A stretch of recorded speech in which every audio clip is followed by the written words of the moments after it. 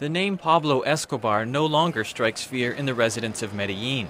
The Colombian city has moved on since 1993, when Colombian police killed the man whose powerful Medellin drug cartel was responsible for murder and mayhem. He left behind a vast compound called Hacienda Nápoles, a few hours outside Medellin. The drug lord commissioned a bullfighting ring, wild animal park, and huge dinosaur models to entertain guests at the ranch. Last year, local investors rebuilt many of the original features at Hacienda Nápoles and opened a theme park. Visitors can see what remains of Escobar's house. After his death, the estate was mired in legal claims. It fell into neglect.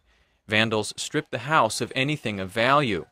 A few signs describe Escobar's history of violence and cocaine trafficking, which at its peak in the late 1980s is said to have generated $30 billion a year. Some of the money went for lavish purchases, such as 3 African hippos. They now live on a lagoon on the property. Sandra Ocampo is a park worker at Hacienda Nápoles. She says the animals have thrived far from their native habitat, even with little human help.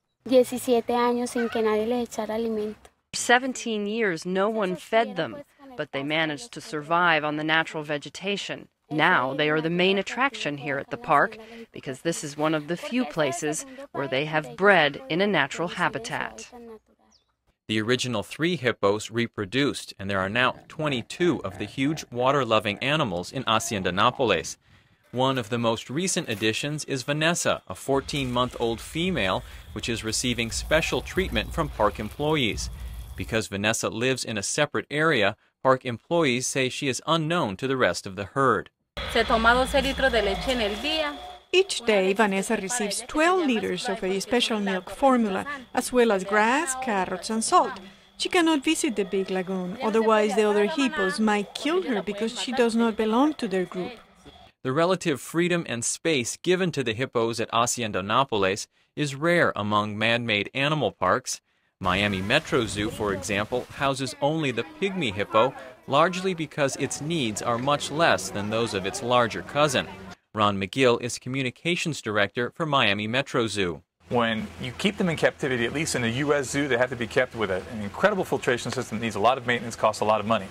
Keeping them otherwise, you need a large piece of property, and if you're going to keep them in some type of natural swampy area, you need to have some type of swamp that's going to at least have some type of water running through it.